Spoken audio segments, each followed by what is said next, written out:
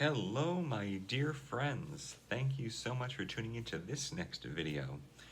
So in this video, I want to talk about a topic that I think doesn't get talked about nearly as much as I think it should, and that is the topic of nuts. Now, I'm not talking about seeds right now. I'm talking about, cashews, macadamia nuts, like walnuts, that kind of peanuts, that kind of thing. And are they good to have when you are diabetic or you have some kind of insulin resistance or some other metabolic problem? And I'm going to definitely say, first and foremost, I do believe they are a good tool. Now, what do I mean by that? Well, you got to remember, nuts digest very, very slowly in the gut. And so their effect on the blood sugar isn't going to be like, or anything. It's going to be more like, depending on the nut, or even, like, depends on how many carbs, because you got to remember, nuts still have carbs in them. They're not a freebie item. Some have much, much higher content than others, but I'm going to talk about my favorite nuts because I love them. They're delicious. Oh, I could eat a whole bag of them if you let me. But seriously, the number one nut I think that should be avoided if you have insulin problems or any other metabolic issue, cashews. They have about 9 grams of carbs per 1 ounce serving. So if you're doing keto or carnivore or anything that's like really like low carb, well, if you're doing carnivore, you wouldn't be eating nuts anyway. But no, if you're doing keto and they're like 9 grams of carbs, depending on, like, and remember, you can mindlessly, eat them by the handful if you're not careful. So you figure, half a cup, depending on what you're eating, you could go way above your carb limit if you're not careful. So yeah, cashews, painful to say, and I love cashews, but I avoid them. I do not buy them at all, just because I don't want that temptation in my home.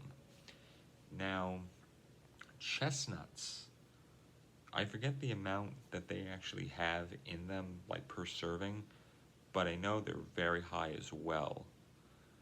So yeah, you gotta really watch it. But the number one nut that I really do love that's actually pretty good for you and won't raise you through the roof, by and large, peely nuts. That's P-I-L-I, I believe it is, peely.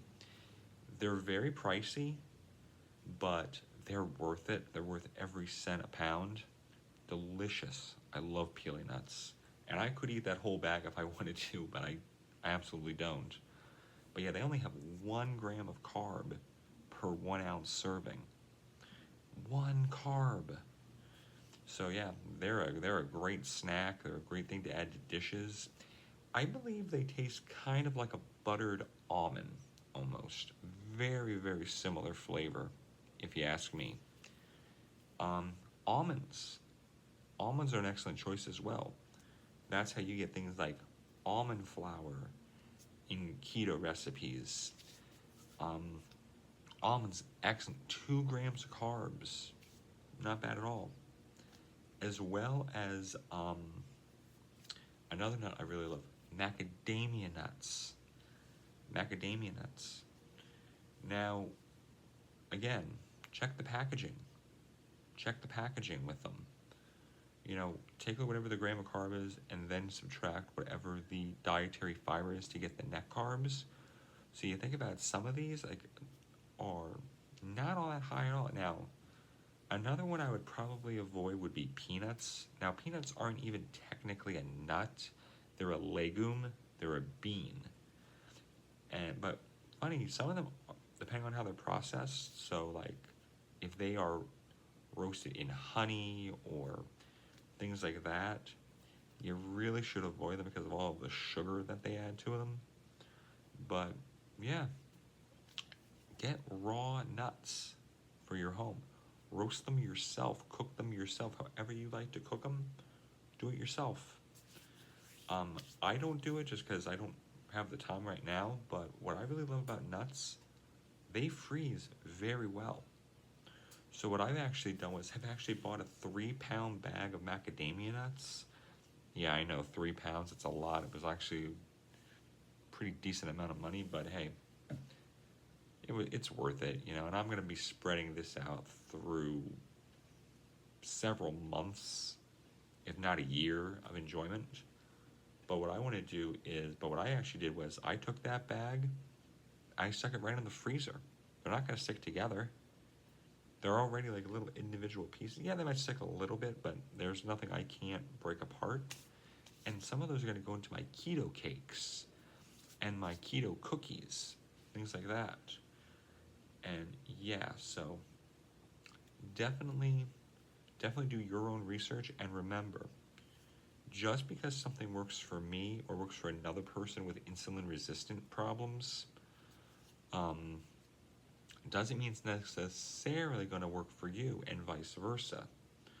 So remember, test your blood sugar.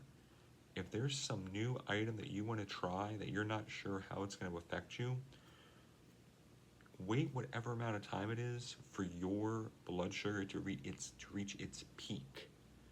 So in my case, that's about an hour after eating. Sometimes 2 hours, depending on whatever it is.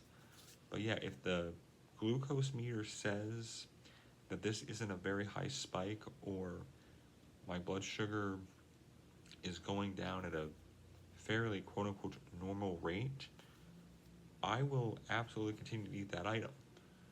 But as long as I stay below a spike of 140-ish, whatever, as long as I'm below that number, I'm happy.